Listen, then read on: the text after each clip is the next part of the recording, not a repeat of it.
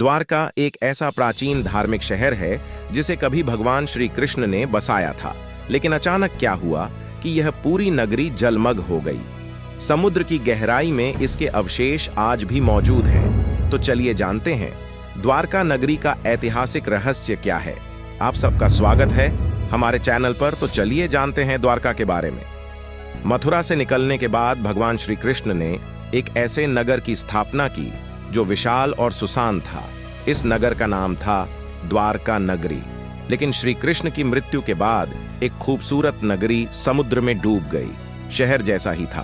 पौराणिक समय में कई ऐसी कहानी हैं जिन्हें आज हम महज एक मिथ मानते हैं, लेकिन सच तो ये है कि धरती के विकास के साथ ही ये सभ्यताएं और पौराणिक इतिहास हमेशा के लिए समुद्र के गहराइयों में दफन हो गया, जिन्हें लेकर आज भी खोज जारी है। समुद्र की गर्भ में खोज करने पर कुछ ऐसे साक्ष्य मिले हैं जो इन पौराणिक कथाओं को सच साबित करते हैं। इन्हीं में से एक है द्वारका नगरी का रहस्य हिमयुग की समाप्ति से नष्ट हुई। द्वारका कहते हैं कि 9000 साल पहले हिमयुग की समाप्ति हुई, जिसके बाद समुद्र का जल स्तर इस कदर बढ़ गया कि कई विकसित शहर समुद्र में समा गए। इन्हीं में से एक तटवर्ती नगर द्वारका भी था। इतिहासकारों का कहना है कि द्वारका को कृष्ण के देहांत के बाद जानबूझकर नष्ट किया गया था। द्वारका का निर्माण भगवान श्री कृष्ण ने मथुरा से जाने के बाद अपने पूर्वजों की भूमि को फिर से रहने लायक बनाया। इस श्री कृष्ण की कर्म भूमि के तौर पर भी जानते हैं। द्वारका भारत के 7 सबसे प्राचीन नगरों में से एक है। बाकी 6 नगर के नाम कुछ इस तरह हैं, जैसे मथुरा, काशी, हरिद्वार, अवंतिका, कांचीपुरम और अयोध्या। कुछ लोग द्वारका को द्वारावती, कोशिश, थाली अनारतक, ओखा मंडल, गोमती, द्वारका, चक्रतीर्थ, अंतरद्वीप और वाणी दुर्गा के नाम से भी जानते हैं। इस शहर के चारों ओर बहुत ही लंबी दीवारें थीं, जिसमें कई द्वार थे। कई द्वारों का शहर होने की वजह से ही इस नगरी का नाम द्वारका पड़ा। कहते हैं कि समुद्र में आज भी इसके दीवारें खड़ी हैं। यादवों की रक्षा के लिए द्वारका पहुंचे कृष्णा श्री कृष्ण ने जब कंस का वध किया तो जरासंध ने कृष्ण और यदुवंशियों का नामो निशान मिटाने की ठान ली। वो मौका मिलते ही मथुरा और यादवों पर बार बार आक्रमण करता रहा। धीरे धीरे उसके अत्याचार बढ़ने लगे तो आखिर में यादवों की सुरक्षा के लिए कृष्ण ने मथुरा को छोड़ने का निर्णय लिया। कृष्ण के देहांत के बाद द्वारका का क्या हुआ? कृष्णा अपने 18 नए कल बांधों के साथ द्वारका आ गए। यहाँ सब लोग आराम से रहने लगे। समय बिता गया और 36 साल तक राज करने के बाद कृष्ण जी का देहांत हो गया। ये वो दौर था जब यादव लोग आपस में भयंकर तरीके से लड़ रहे थे। इसके अलावा जरासंध और यवन लोग भी उनके घोर दुश्मन थे। ऐसे में द्वारका पर समुद्र और आसमान से आक्रमण किया गया। कहते हैं कि कृष्ण जी की मृत्यु के बाद उनके प्रपौत्र द्वारका के यदुवंश के अंतिम शासक थे, जो यादवों की आपसी लड़ाई में जीवित बच गए।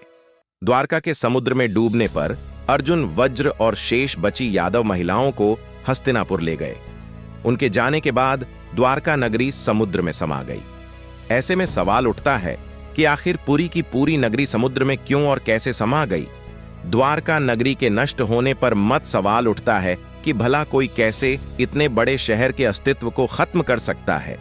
कोई कहता है कि यह किसी प्राकृतिक घटना का काम हो सकता है, तो किसी का कहना है कि इस एलियंस ने नष्ट कर दिया होगा। जब इसके नष्ट होने के कोई पुख्ता सबूत नहीं मिले तो वैज्ञानिकों ने इस राज से पर्दा उठाने के लिए समुद्र की गहराई को टटोलना चाहा। इस दौरान खोजकर्ताओं को समुद्र के सैकड़ों फीट नीचे कुछ ऐसे अवशेष मिले जिन्होंने सबको चौंका दिया। समुद्र में मिले अवशेष। द्वारका के समुद्री अवशेषों पर सबसे पहली नजर भारतीय वायु सेवा के पायलटों की पड़ी, जो समुद्र के ऊपर से उड़ान भर रहे थे। इसके बाद ही 1970 के जामनगर के गजेटिया में इनका उल्लेख किया गया। इससे पहले लोगों का कहना था कि द्वारका नगरी एक काल्पनिक नगर है, लेकिन इस कल्पना को आर्कियोलॉजिस्ट प्रोफेसर SR राव ने सच साबित कर दिया। दरअसल प्रोफेसर राव और उनकी टीम ने 1929 और 80 में समुद्र में 5060 मीटर लंबी द्वारिका की दीवार की खोज की, जहां उन्हें पौराणिक समय के कुछ बर्तन भी मिले जो 1528 ईसा पूर्व से 3000 इस पर्व के हैं। इसके अलावा सिंधु घाटी सभ्यता के भी कई अवशेष मिले। इस खोज के दौरान प्रोफेसर राम ने कई रहस्यों से पर्दा उठाया। नौसेना और पुरातत्व विभाग की संयुक्त खोज 2005 और 2007 में भारतीय पुरातत्व सर्वेक्षण यानी आर्कियोलॉजिकल सर्वे ऑफ इंडिया के निर्देशन में भारतीय नौसेना के गोताखोरों ने समुद्र में समय द्वारका नगरी के अवशेषों को खोज निकाला। 2005 में अभियान के दौरान समुद्र के गहराई में कटे छठे पत्थर मिले।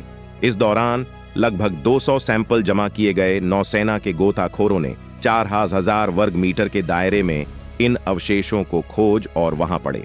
भावनाओं के टुकड़ों के सैंपल जमा किए जिन्हें शुरुआत में चूना पत्थर बताया गया था। बाद में आर्कियोलॉजिस्ट ने बताया कि ये टुकड़े बहुत ही विशाल समृद्ध शैली नगर और मंदिर के अवशेष हैं। इन सैंपल्स को देश के लेबोरेटरी में भेजा गया। वहीं खोज से जुड़े आंकड़ों को कई राष्ट्रीय और अंतर्राष्ट्रीय विशेषज्ञों के सामने भी पेश किया गया। इन विशेषज्ञों में अमेरिका, इजराइल, श्रीलंका और ब्रिटेन के विशेषज्ञ भी शामिल थे। सैंपल्स को विदेशी प्रयोगशालाओं में भेजने का असली मकसद था इन पर किसी भी तरह का कोई शक न रहे, सारी गलतफहमियां यहां दूर हो जाएं। द्वारका पर रिसर्च 2001 में सरकार ने गुजरात के समुद्री तटों पर प्रदूषण से होने वाले नुकसान का पता लगाने के लिए national institute of ocean technology को चुना। जब समुद्री तलहटी की जांच की गई तो सोनार पर मानव निर्मित नगर पाया गया। जब इसकी जांच की गई तो पता चला कि यह नगर 12,000 साल पुराना है और 9,000 साल से समुद्र में दफन है। हालांकि इस मामले पर आज भी शोध जारी है। अब देखना यह है कि द्वारका नगरी के नष्ट होने की बुद्धि सुलझने में और कितना समय लगता है। दोस्तों, आज के लिए बस इतना ही। वीडियो पसंद आया हो तो इसे लाइक और शेयर करें। साथ ही चैनल को भी सब्सक्राइब करें। जय हिंद दोस्तों।